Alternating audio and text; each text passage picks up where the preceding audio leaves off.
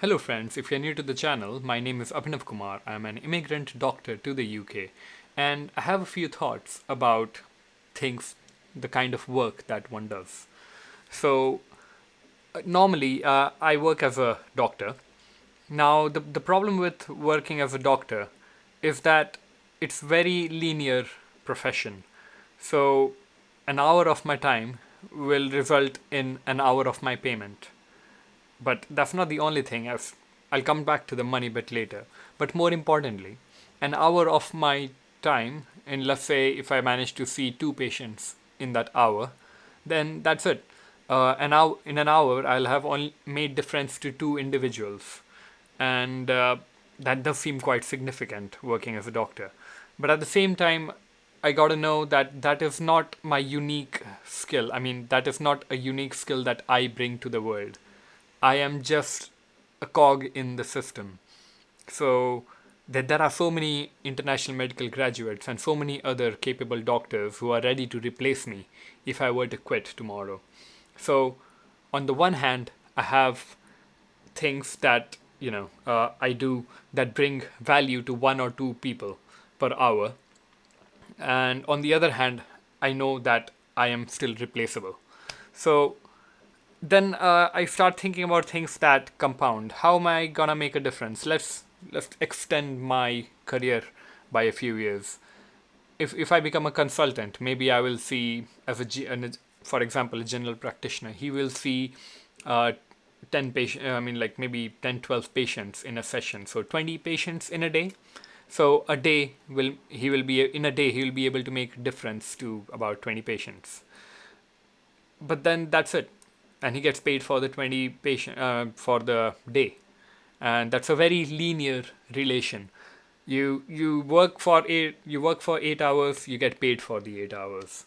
You work for 8 hours, you manage to make a difference to 20 patients. But then you got to start thinking that long term, this is it. This is all the difference that you will be doing. You clock in, clock out, and the day you decide to quit, someone else will come take your place. Now, when you come to the compounding side of things, you start seeing the compounding is really more focused in the money domain. When people say that when you put money into a bank account and the interest that you earn also earns interest on it, that is compounding in a way. Or when you invest cash in the stock market and the dividends that the stock gives you, you tend to put it back into the stock. That again is a type of compounding. The interest that you owe on a credit card, if you don't pay, then that interest will earn interest on it, and so that's compounding again. So all these things are only discussed in the compounding domain. But what about personal life, like self-satisfaction? uh, so let me address. I want to speak about the fact that I could only make a difference to 10 or 20 people in a day. If where is my time more worth? If I am doing something at the very grassroots level, I'm the last point of contact for a patient in the healthcare system, then yeah, I am at the very bottom of a pyramid of like things that are controlling the patient's outcome. So I am the one who treats the patient, but the funding for my employment and the overall healthcare sector management is handled by people who are paid much more than me and are sitting much higher up, and they can easily create more jobs. They can create more financial stability for doctors and make the UK a nice country to stay and work in, rather than having the doctors flee to Australia or the US. Uh, so, as a doctor, I think being stuck at the very bottom role and continuing to work as a doctor for the long run is not really the way forward. If I have a few ideas that can really make a difference into the healthcare sector, or no, let's just not be confined even to the healthcare, just in a broader domain. If you are capable of being an employer rather than being an employee, then you can start your own organization and you can manage your employees' well being, and then you can manage their management of the patients from your level. So that way you will be able to make difference to a much larger group of people, and of course you'll get paid accordingly.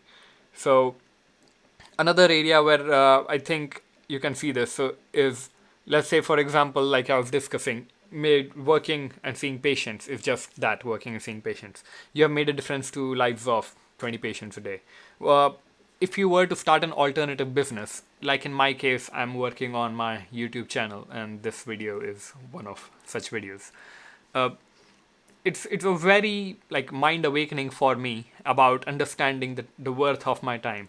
If I set my time's worth at, let's say, £5,000 an hour, working as a doctor who gets paid maybe 30-40 pounds an hour seems like a waste of a lot of my potential. So if my end goal is to work towards that £5,000 an hour rate, I need to get away from working at the very basic level. Uh, so let's say for YouTube, if I make videos, what it does is it makes you, the audience, watch the videos. If you like it, you subscribe to my channel, and then that uh, a single video may trigger you to watch another video that I have already recorded in the past, but that did not come through to you thanks to YouTube's algorithm. So now you're left with binge watching my content. And so the more I grow, the size of my channel, the more videos are gonna get watched. I mean, like the previous videos are gonna get watched. So it's a very compounding effect. Each video upload, I have already noticed this, that every new viral video of mine, video that does manage to gain a few like more views than the conventional count, uh, it does increase traffic to all my other previous videos that I have recorded in the last year or even longer in the past. So every time I make something, it makes a difference to everything I've done before. So let's talk money. If I were to make a video that goes hit and brings in a whole lot of new audience, not only will that video make money, it will also have a trickle down effect and make the audience, at least some of them, stick around and watch some other videos on my channel, and then those old videos will also bring me money. That is much more than what that single video alone would bring uh, on itself. So the whole channel works altogether. But when you become a doctor, if the 1,000 patients that you've seen in the past and the experiences you have gained from it will only increase your salary or your income by £5 an hour every 2 years. So no matter how much your experience, you're kind of curtailed by the people who are sitting much above you in making the your income decisions for you. So even opening a business, if let's say that you do manage to make a lot of money, and with that money you want to make a difference to the society, you can maybe start a food donation camp or free eye checkup camps. You can set up. I mean, UK has a nice social like healthcare system, but of course there are pretty much massive backlogs. So if you were to somehow fund some healthcare related event or any other event, for example, then you will be making a much larger difference to a much larger group of people. Uh, I mean, you will be making some difference to a much larger group of people. Uh, and at the same time, if you were to stop doing it, it's unlikely that someone else would come take your place. So that also ties into being unique in the domain that you are going to work in, uh, when you really make room for growth.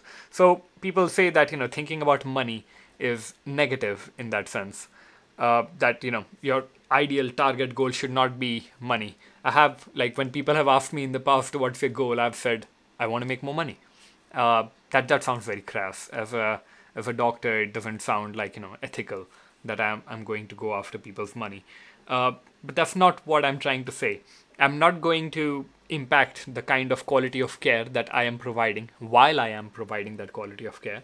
But once I stop, or maybe, like, come take a hiatus, or maybe go less than full time while being a doctor, the free time that I get, I will try to create a profession, I mean, like a second job for me, or a career reinvigoration or reinvention that will allow me to have so much more money that I can then make a difference to a lot more number of people with that money. So right now, while my 1 hour of my time goes to take care, like goes to the well-being of two people, at that point in life when I have a lot of money, an hour of my time can make an impact to thousands of people. So that's the thing about compounding. If I'm only going to be like focused like a horse, with the blinds on, and only going to face forwards in my healthcare career, then that's all I'll be. I'll be at the bottom of the rung, and I won't be able to make much difference. But when I start to do things that compound, I can reach such a height that maybe I could finance a lot more projects and maybe may make a much bigger impact. That's why the first step to charity and is to make more money yourself. Of course, giving some to charity helps, but if you really want to make a big difference, don't be an NGO volunteer. I know that's I mean, the crass thing to say, and it might not even be for everyone. Don't be an NGO volunteer. Rather, work on yourself and make so much more money that you can maybe run an NGO yourself and hire 10 other people to do the NGO thing. Because as an NGO worker, you're easily replaceable. It's a very low skill work. Uh, it depends again, like because Doctors Without Frontiers, Doctors Without Borders are highly skilled. uh, Everybody is pretty much skilled, but at the same time, the amount of work you need, I mean the amount of experience you need to get into that position is not much compared to, let's say, to earn a lot more money and then be able to make a difference and hire a lot more people. That is where you are going to be the one that's only, like uniquely capable of doing that thing. Nobody else can be doing it instead of you, in spite of, I mean, if not for you. So yeah, I think this is a long enough rant.